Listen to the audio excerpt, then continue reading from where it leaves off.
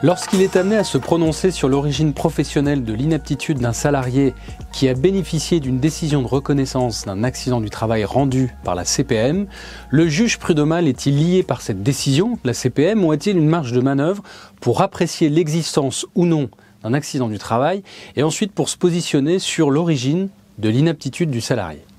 C'est la question à laquelle la Chambre sociale de la Cour de cassation a répondu dans un arrêt du 18 septembre 2024 dans une affaire où un salarié avait été victime d'un accident du travail en novembre 2017, puis avait été placé en arrêt de travail à la suite de cet accident sans discontinuer jusqu'en février 2018. Dès le lendemain de la fin de son arrêt maladie, le salarié avait été déclaré inapte à son poste par le médecin du travail.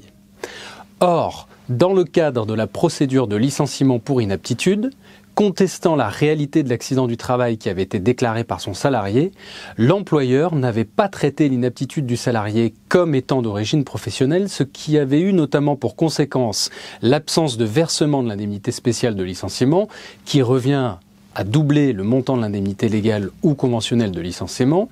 et cela avait eu aussi pour conséquence l'absence de paiement de l'indemnité qui doit être d'un montant égal à celui de l'indemnité compensatrice de préavis. Le salarié a alors saisi le Conseil de prud'homme afin que soit reconnue judiciairement l'origine professionnelle de son inaptitude.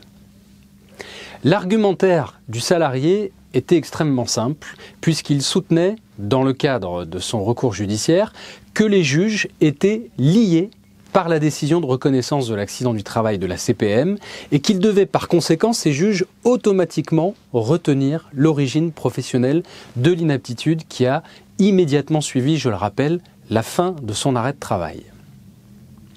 L'employeur, pour sa part, se prévalait, lui, du principe d'autonomie entre, d'une part, les règles de droit du travail et, d'autre part, les règles qui régissent le droit de la sécurité sociale. Et l'employeur considérait donc que le juge prud'homal avait toute latitude pour apprécier l'existence ou non d'un accident du travail subi par le salarié, indépendamment de la décision de prise en charge qui avait été rendue par ailleurs par la CPM.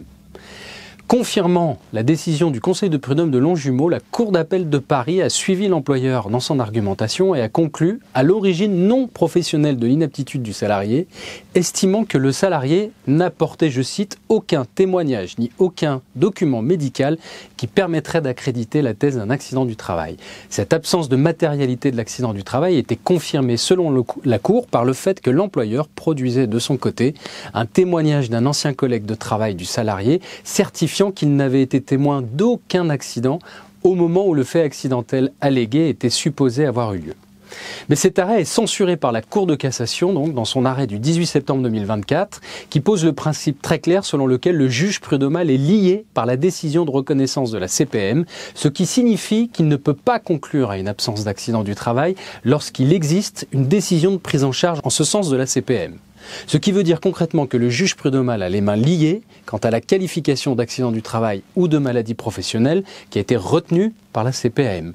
En revanche, sur l'appréciation de l'origine de l'inaptitude du salarié, la Cour de cassation se montre un peu plus nuancée puisqu'elle précise qu'en présence d'un accident du travail reconnu par la CPM, les juges, pour se prononcer sur l'origine professionnelle ou non de cette inaptitude, doivent caractériser premièrement l'existence d'un lien de causalité même partielle entre l'inaptitude et l'accident du travail. Et deuxièmement, ils doivent aussi caractériser la connaissance par l'employeur de l'origine professionnelle de l'accident ou de la maladie au moment du licenciement. Et ce sont d'ailleurs deux conditions plutôt faciles à réunir dès lors qu'au moment où l'inaptitude est constatée, le salarié se trouvait en arrêt maladie sans discontinuer depuis la survenance de son accident du travail, ce qui était précisément le cas dans cette affaire qui a donné lieu à cet arrêt du 18 septembre 2024.